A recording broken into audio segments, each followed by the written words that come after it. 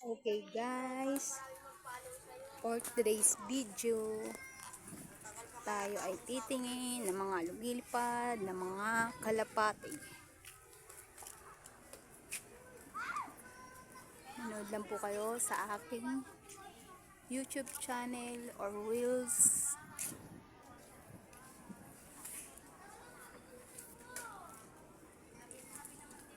Ayun, may nakikita tayong kalapati doon guys.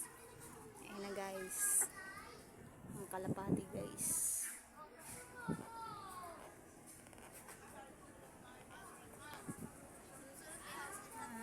Ayan.